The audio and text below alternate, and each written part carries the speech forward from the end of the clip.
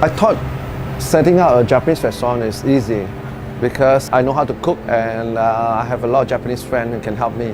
But in Singapore, even there are a lot of Japanese owners that closed down their restaurant.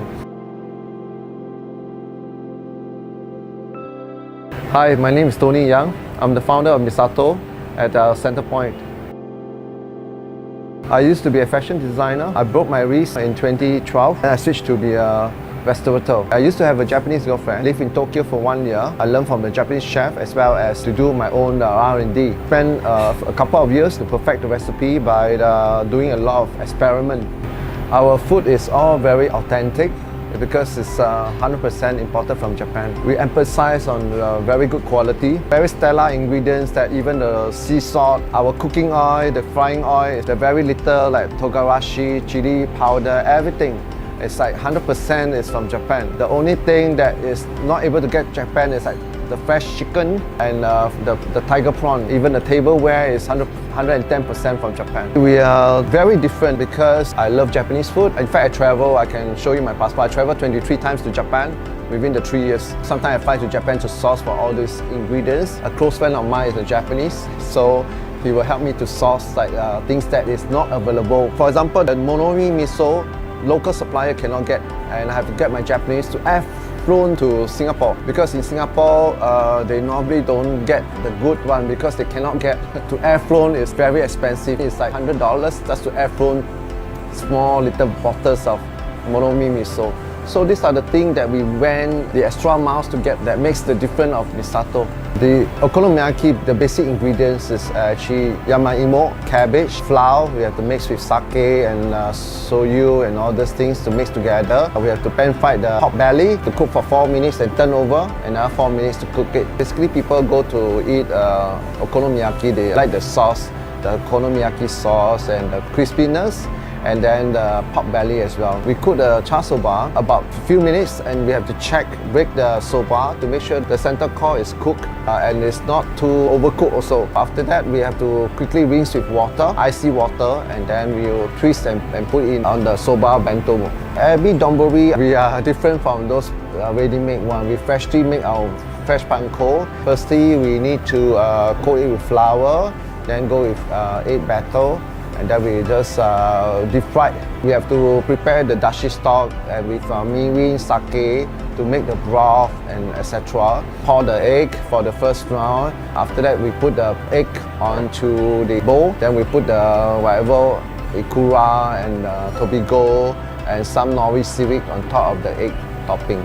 The seafood kabinabe is a very intricate process to prepare. Firstly, we have to get niboshi broth. What is niboshi broth? A lot of people might not know. It's actually the Japanese sardine. We need to remove the head and the innards of the sardine, and then we soak it with kombu overnight. After that, we have to bring it to boil and season with a lot of sake, shoyu, a lot of flavor, and it's very expensive niboshi broth because it's all import from Japan. That's how the broth came about. Gyoza is also one of its kind. In Singapore, we are the first one who started this gyoza with wing thing because I traveled to Osaka and happened to found this unique owner who does that. So I was doing a lot of R&D to make it so like thin and crispy, layered. We actually handmade from the scratch.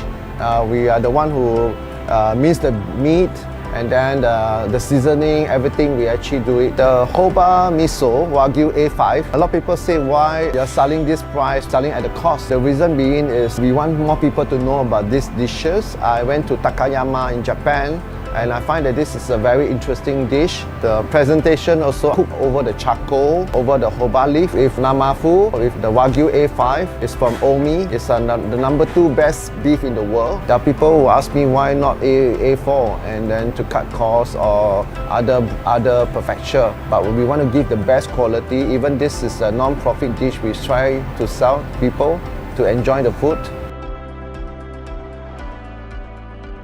Warabi mochi is a very simple food. In Japan, you can get it at the departmental store. It looks simple, but it's the most hardest things to do. Preparation is very tedious because warabi mochi, when you make today, you need to serve by tomorrow 9 p.m. If you don't serve You have to discard everything, throw away. So in Singapore, they normally get supplier in cubes, tastes like rubber. For me, it's when you freshly make the warabi mochi. It's very bouncy, very nice, and very refreshing. Initially, I thought I can be very successful like those entrepreneurs like Din Tai Fung or whatever. Having said that, I thought it's easy, but when you set out, it's going through a lot of very difficult time. I've even gone through depression for many years because we are not a famous restaurant. When we set out, we approached the established mall. They are rejecting us. Even we have the money, they said they want branding to come in. The struggle is a staff issue. Very hard to get Singaporeans to work for us. To date, I've incurred losses of 2.2 million. Every time I get hit, I have to keep going because if I think my food standard is under par, I can probably just wind up. But the funny thing is I find that we have an edge over some of the restaurants, but we're still struggling and losing money. So hope that the people will come and support us and try our food.